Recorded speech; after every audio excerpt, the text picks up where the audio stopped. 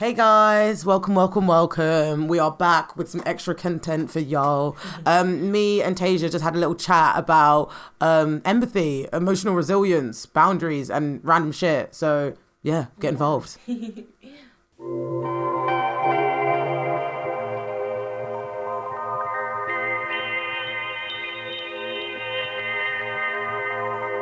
feel like it's been since January. I feel like it's been an up and down, isn't it? Because we found successes and we found good things to be proud of. And yes, that is great, isn't it? Yeah. Like, show gratitude always. Yes. But because it's been in such a... it's been during this period, which is like tower. It's like, are you going to break down or are you going to break through? Yeah. Are you going to use the scarcity to... well, not even use the scarcity, but is the scarcity going to influence you in a way that's distracting or procrastinating or a bit like, just a bit scary, innit? Yeah. Like, I feel like because there's been so much fear-mongering, it's been like, ah!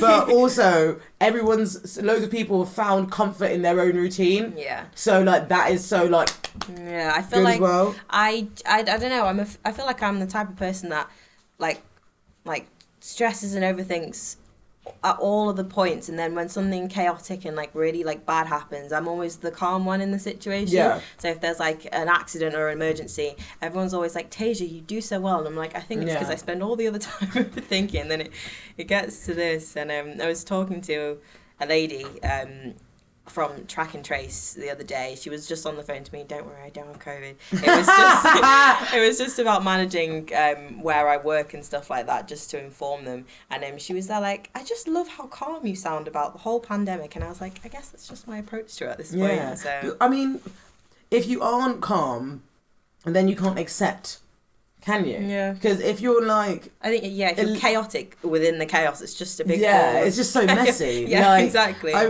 I can't remember the quote exactly, but it was talking about if you ask for good things and you think that will bring you peace, that's not the case. It's more like you have peace and then you are able to accept and receive the good things. Yeah. And I think I'm really like sort of relearning that. Are you into astrology?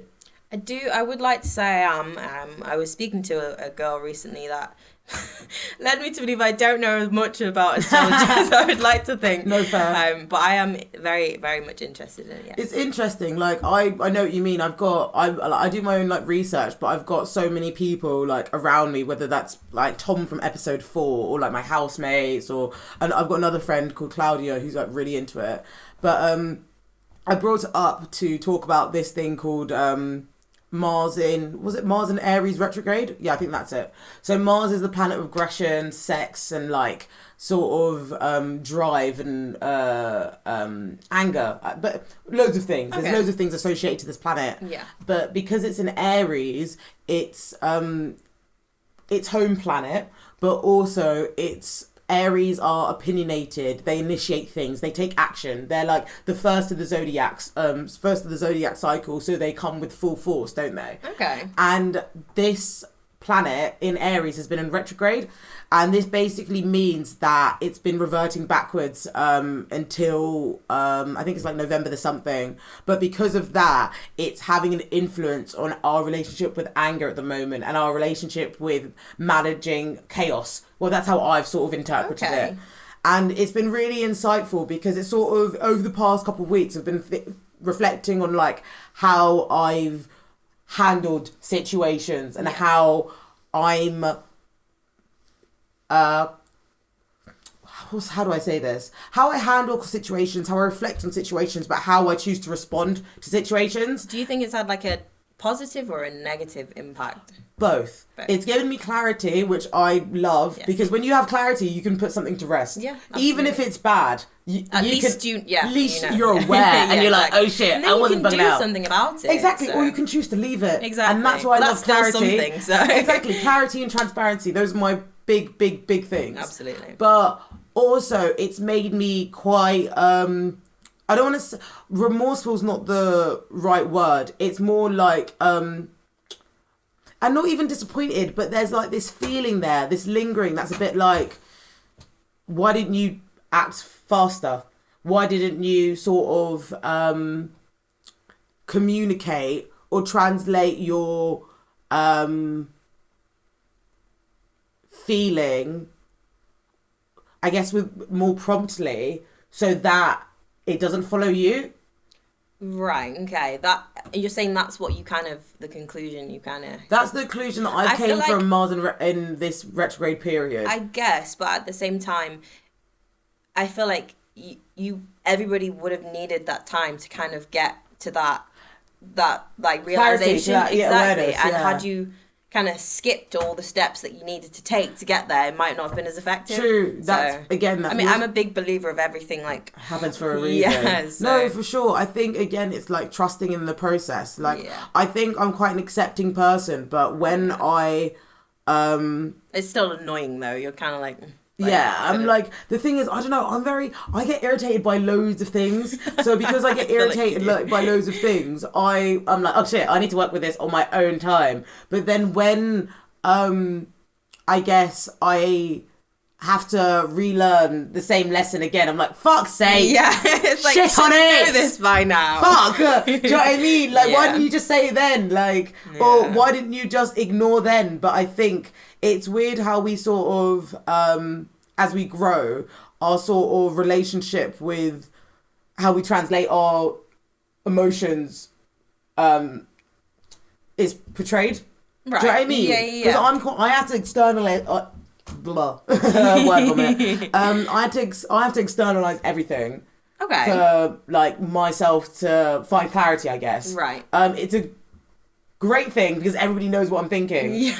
But then also it means I have no fucking composure. Yeah.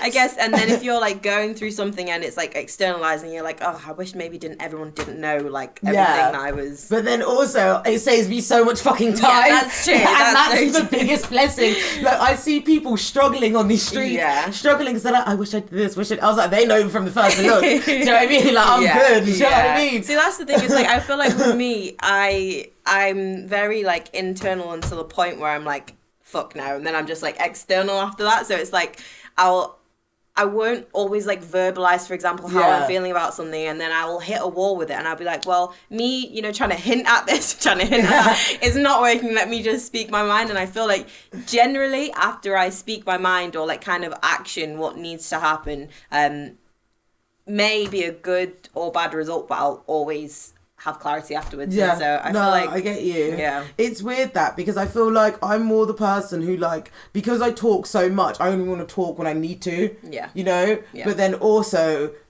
if I could choose not to absorb the feelings of the external, then I wouldn't care. I'll just be focusing on my own shit. And that's what my sort of like that's, to me, that's what my 2020s have been about. I really want to practice that. Like, I really want to practice strengthening the connection of putting my attention on things more, or think the things that I care about. Okay. Because when you mind your business like that, honey, you're flourishing. Yeah. And I see agree. those people and I'm like, wow, look at them. Yeah. I would be like that. And literally, look how mad that sounds. It's like, I want to be so focused in self. I want to be so distracted with my own shit that nothing phases me. I think that's the thing. And that's what I'm learning in my 2020s. Putting myself first, but in the healthiest way. Love that. Yeah. No, I love that. I absolutely love that. I feel like that's so important. I think for me as well, I'm very much a person who, if I'm around people that I love and that I like, I'll become very absorbed in their life and what they're doing. And I love it. And I'm like, oh, how can I help you and support you in this? And then I neglect myself and then I get angry. I've neglected myself and it's like, no one asked me to do that. Exactly. Do you know what I mean? Is it just you in your body? Is it just you in your mind? Of course. So, exactly. It's like, no one asked you to do that, Taija. So I think for me this year, I mean, quarantine definitely helped because quarantine's a very solitary area of life.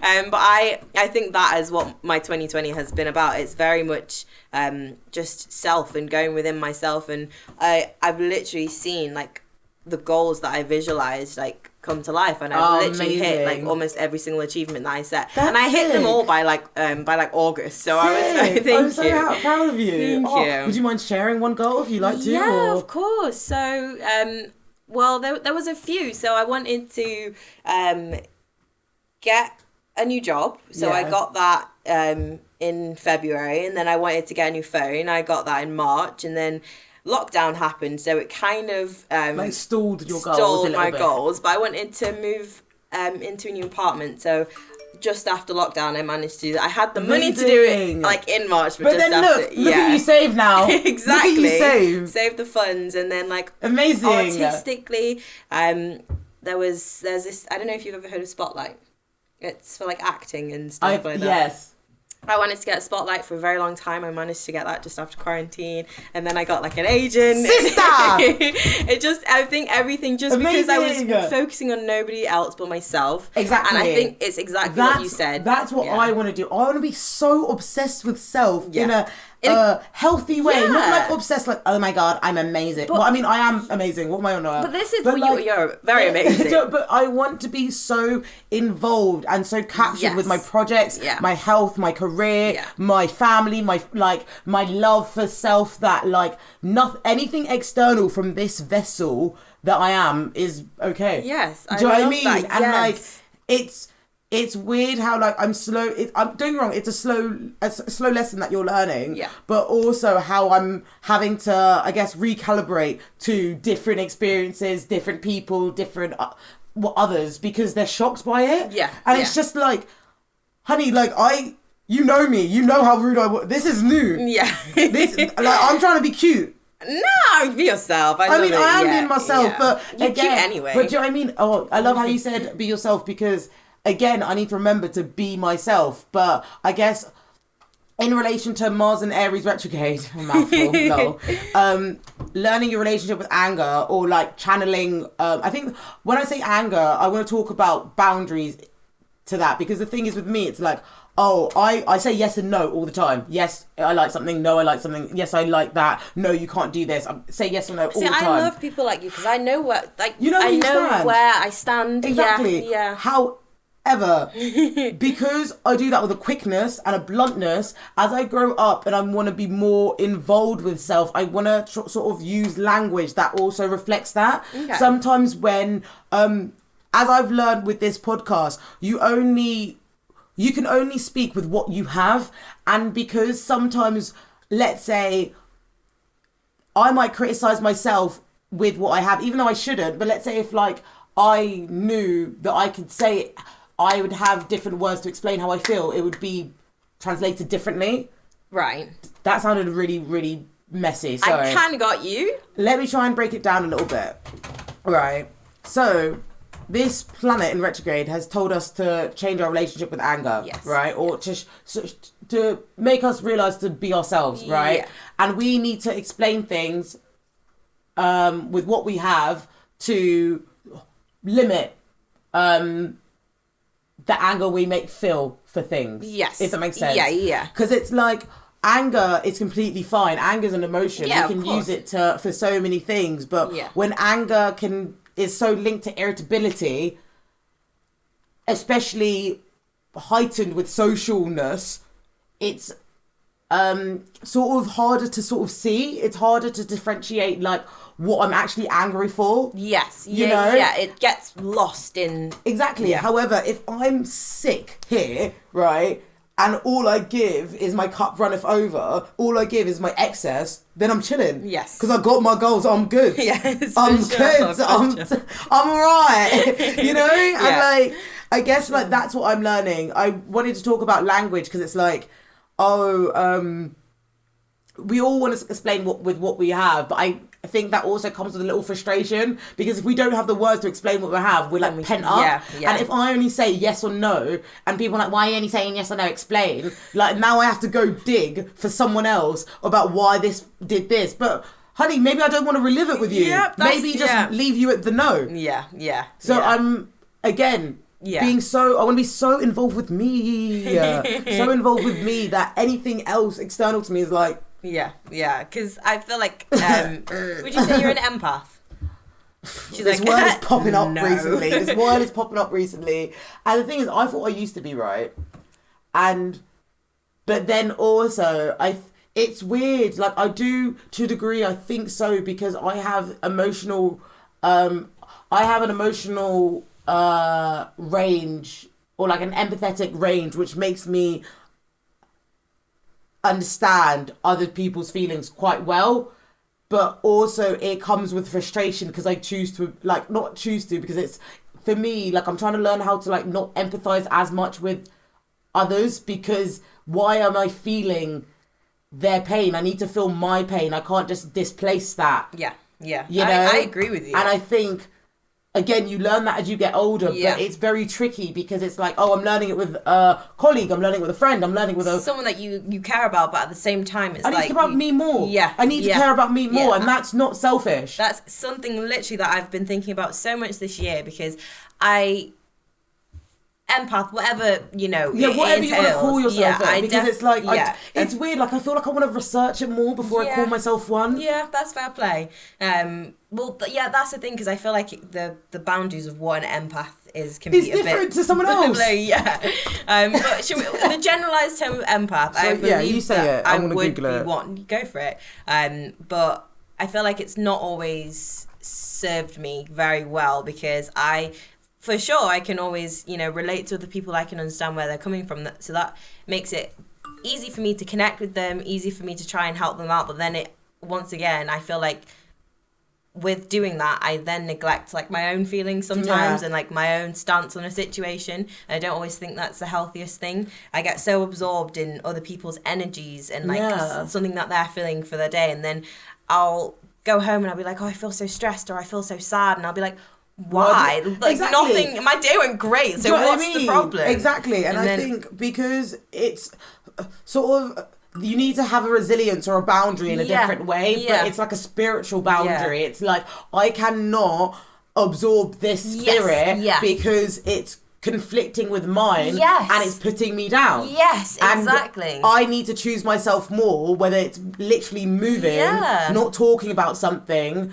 because at the end of the day, generally... I have to sit with myself. I have to sit with myself, and other people's actions are generally about them and their self, and usually it's not really about you. It's never about you! And so if you take yourself outside of the equation, it's just kind of like, you know what, I care about this person, I love this person, but I'm just going to allow them to have their space and feel how they feel. Just because they feel like that doesn't mean that I feel like that. Exactly. So, like, it's something that I'm really, really learning as 2020 goes on. Yeah. But I also think we should probably take it to the first segment. Yeah. Just chatting away. For like 20 minutes. Empath, like, maybe we'll come back to it if it's relatable, the representation episode.